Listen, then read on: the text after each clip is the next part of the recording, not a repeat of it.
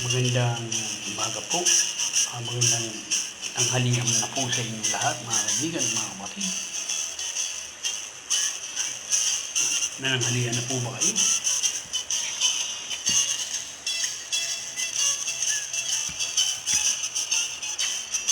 Kung wala pa kung hindi pa po kayo nananghalian, makinig po muna kayo at manood ng isang maikling mensahe na ito na mula sa Panginoon. Ang gusto po i-share sa inyo sa umagang ito ay isang pangyayari sa buhay ni Haring David. Ito po pong basahin sa inyo talata ng Panginoon. Ganito po sinasabi. Sinabi ni David kay Nathan, nagkasala ako kay Yahweh. Nagkasala ako kay Yahweh. Sumagot si Nathan, pinapatawad ka na ni Yahweh at hindi ka mamamatay. Amen. Bakit po nasabi ni Haring David? Ito po kasi nasabi ni Haring David kasi nagkasala siya sa harapan ng Panginoon. Paano kasalanan? Yung kanya kasing kapitan, nasawa ng kanyang kapitan, parang ginawa niya kami, pangalan si Bathsheba. So, ang sister, ganito. Kinabit niya yung dahil hari siya. Nagawa niya lahat ng gusto niya. Pwede niyang gawin. Ginawa niya. No? Ibig sabihin, sinipingan niya. Napag-sex siya sa asawa nung kanyang kapitan na pangalan ni Uriah, si Urias. At nabutisan niya yung si Bathsheba. So, nasa trouble siya ngayon. Ganito ginawa niya.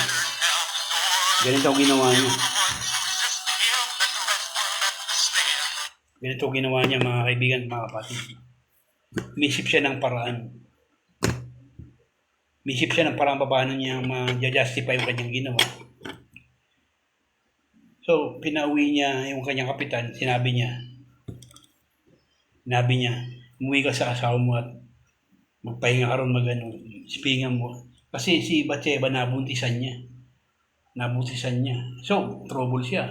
Malaking malaking issue sa buhay niya yung bilang hari. Saka mawala ng tiwala sa kanya yung kanyang mga tao dito, yung mga sundalo niya, mawala ng tiwala sa kanya kasi kinabit niya yung asawa ng kanyang kapitan. So, ang ginawa niya ngayon, pinauwi niya si Urias, yung kanyang kapitan, sa asawa niya, parang sipingan. Natural, ang isip ng hari, pagka sinipingan niya, lalabas na anak ni Urias yun. Yung anak niya kay Bathsheba.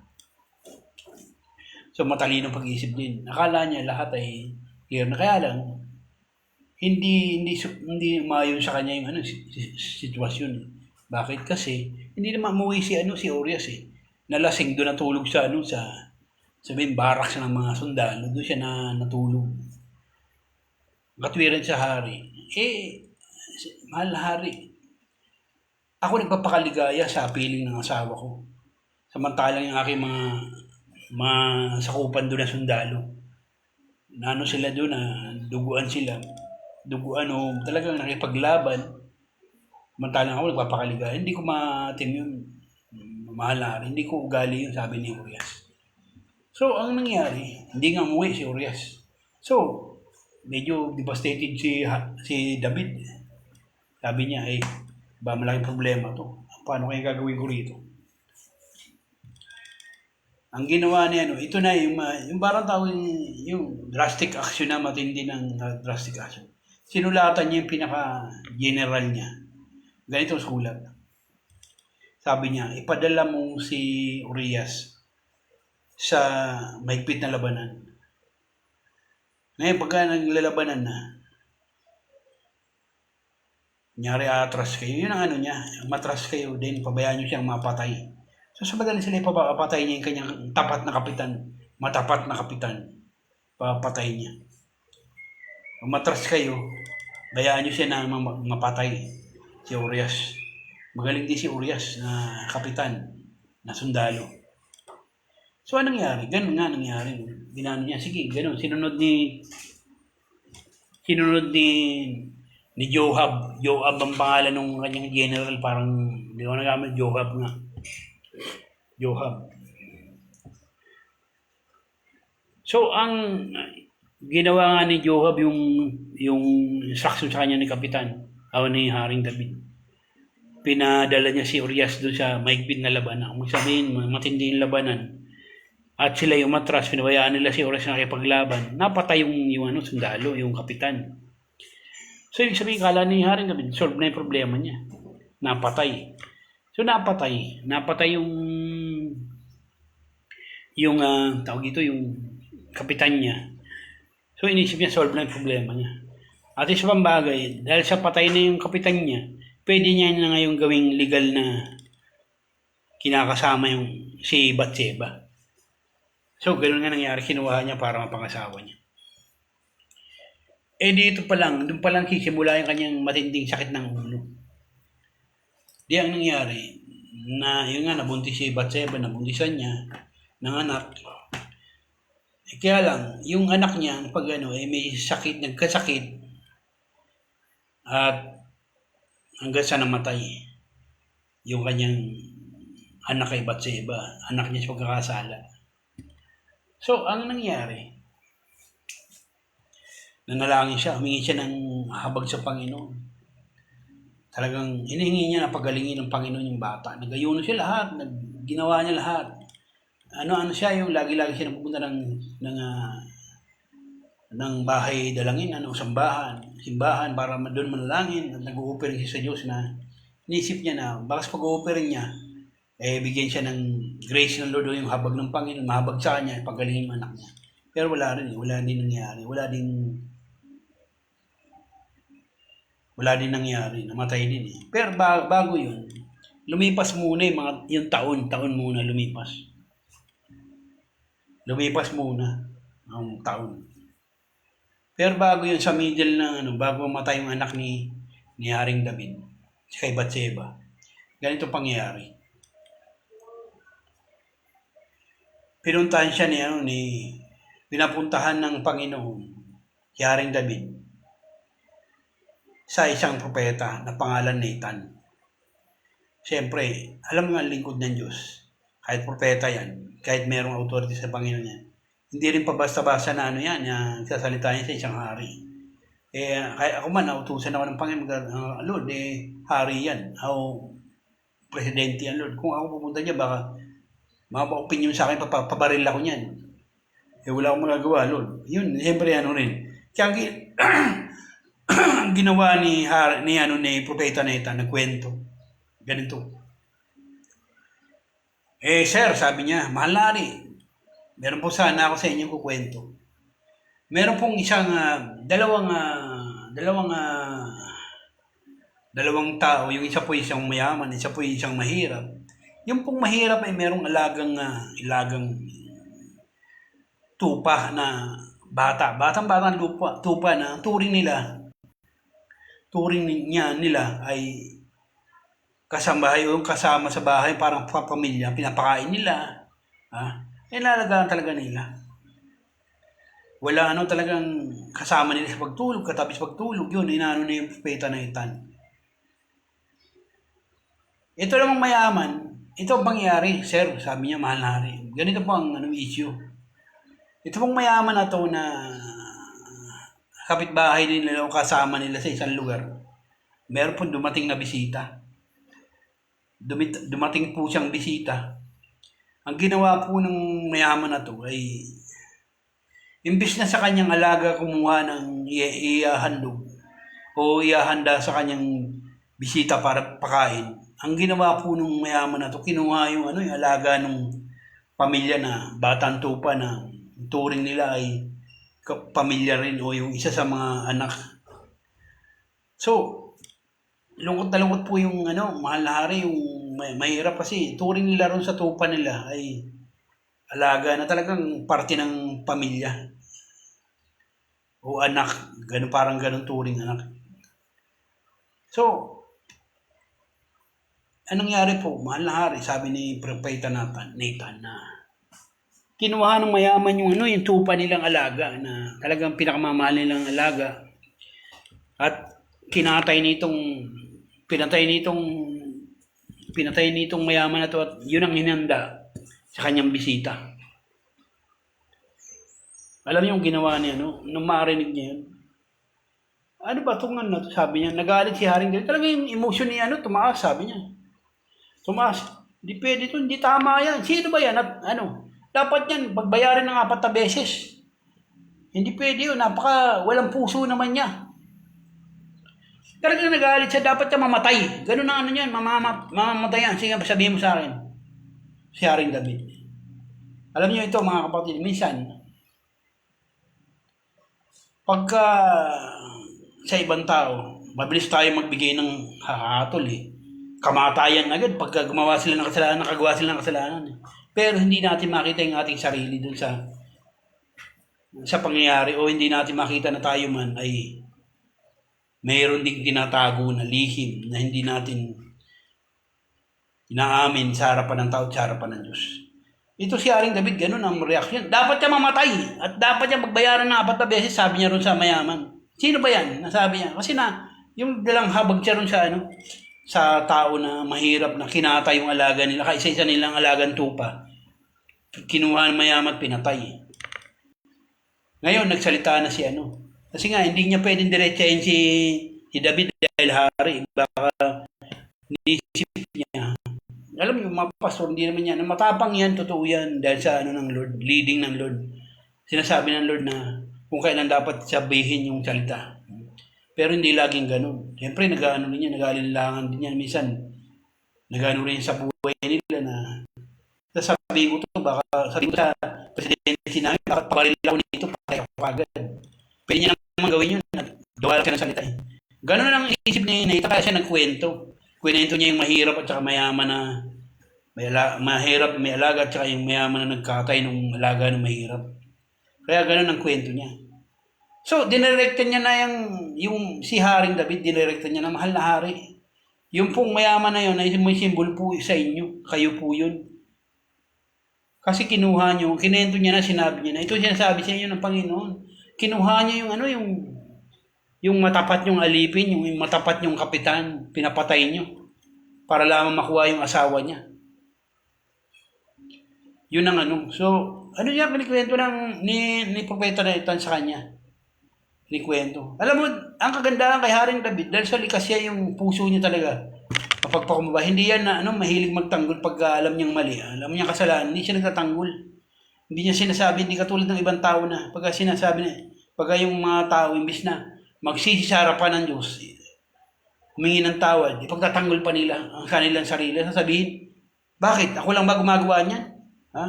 Lahat naman gumagawa niyan. Karamihan naman, may mga gumagawa niyan. Ako lang ba? Ha? Huwag niyo akong hatulan dahil hindi niyo alam ang puso ko, yung mga depensa nila.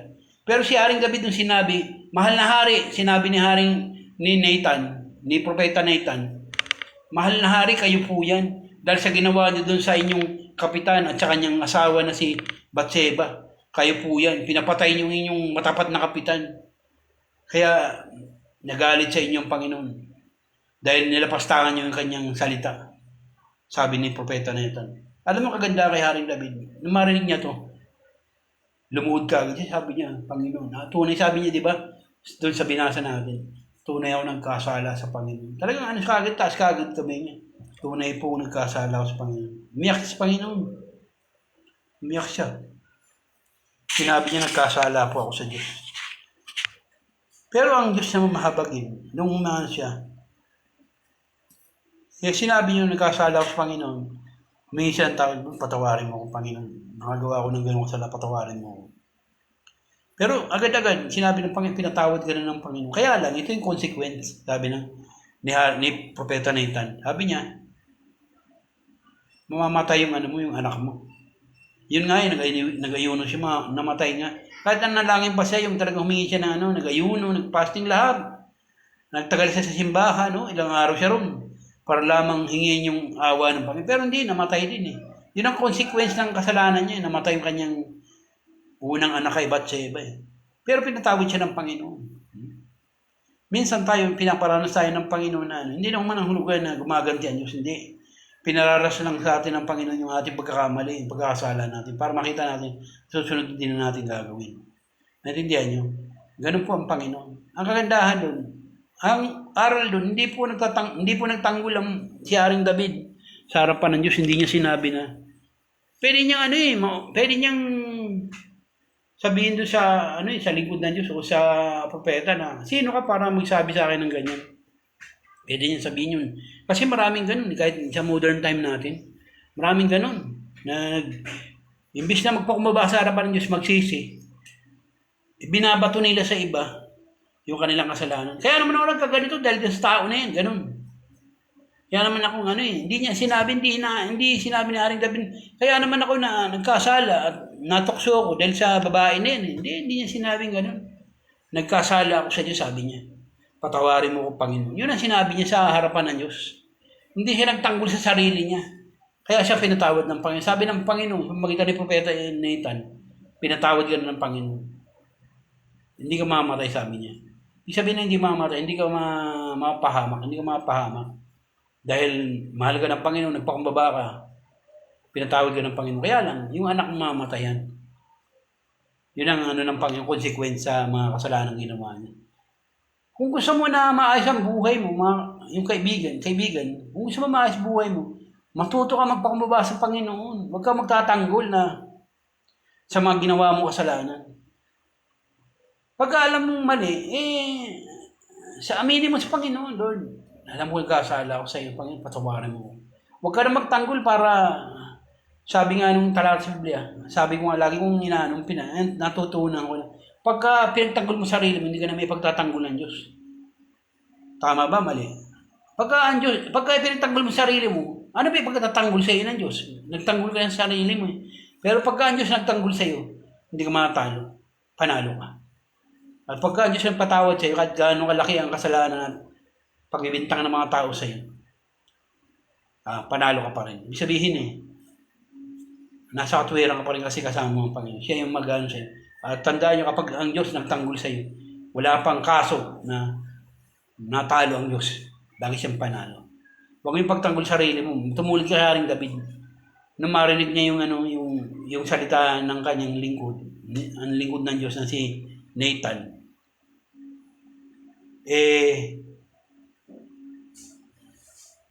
nagpakumaba siya. Inamin niya, Panginoon, totoo na nagkasala ako, Panginoon, patawarin mo. Ganun, humingi ka agad siya ng tawad. Lumuhod siya sa harapan ng Diyos. Nagkasala ako sa Diyos. Patawarin mo, Panginoon. Kaya, matuto siyang pinagtanggol siya ng Panginoon hanggang sa panahon na to.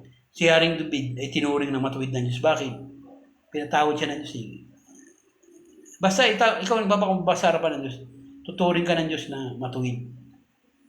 Ang hindi nagpapakumbaba sa harapan ng Diyos, yung tinatago niya yung kanyang kasalanan. Kinukover mo yung kasalanan mo. Hindi ka may pagtatanggol ng Diyos. Kaya ang advice ko sa iyo, kaibigan, matuto kang magsuko ng buhay mo sa Diyos. Sabihin mo sa Kanya. Kung naiiyak sa tao, sabihin, di sa Diyos mo ilantad, Lord, nagkasala po ako ganito. Nagkasala po ako sa iyo, patawarin mo. Baguhin mo yung buhay ko. Ako lagi kong ginagawa yan sa harapan ng Diyos. Sino ba hindi nagkakasala? Lahat tayo nagkakasala, ako nagkakasala. Ikaw, hindi mo pwede sabihin hindi ka nagkakasala. May mga araw, may mga gabi na may minsan mga sikretong araw ng gabi gumagawa ka ng hindi kaya sa Diyos. Pero kala mo ba nitatago mo yan? Hindi. Kita ng Diyos yan. Kaya ang tanging mo magagawa, tumulad ka kay Haring David. Nung nalaman mo, narinig mo yung salita niya, itong salita na to na pag mo ipagtanggol ang sarili mo, narinig mo dapat, matuto ka magsisi, sumuko ka ng buhay mo sa Panginoon. Suko mo sa Kanya yung sarili mo at yung kasalanan mo at hingi ka ng tawad. Amen? Sabi kasi sa Biblia, kung ipahayag mo ang iyong kasalanan, si kanina ipapahayag, sasabihin sa Panginoon ng iyong kasalanan, tapat at banal siya na ikaw ay patatawarin sa lahat ng iyong mga kasalanan, lilinisin sa lahat ng iyong kalikuan. Amen? Amen. Sige po. Manalangin po tayo. Lord, ninadalangin po sa iyo, Panginoon, yung mga salita mo namin po na pagbulay-bulayan sa oras na ito. Pagpalayan po, Panginoon, mga tao na manonood nito at nakapanood nito. Bless mo po sila, makapangyarihan Diyos. Gumawa po ng himala sa kanila at turuan po sila, turuan mo po kami na patuloy na matuto kami magsuko ng buhay namin sa iyo at ipahayag namin sa iyo ang mga kasalanan namin. Ito man ay lihim at ito man ay naglatag, Panginoon, ihayag namin sa iyo, Panginoon. Sapagkat, Panginoon, pagka ito po kasalanan namin, Panginoon, ay kinocover namin, Lord, hindi po kami makapanuton, hindi po maayos ang buhay namin. Lalo lamang kami lulubog, Panginoon, sa kasalanan at Panginoon, patuloy ang buhay namin, Panginoon, hindi magiging maayos, Panginoon. Salamat po, Panginoon. Sa oras na tulungan po, Panginoon, yung mga manonood dito, nakapakinig nito. Salamat po, Ama, ng maraming sa pangalan ni Jesus. Ito po aming dalangin na may pasalamat. Aking panalangin, Ama, may pasalamat sa pangalan ng Panginoon Jesus. Amen.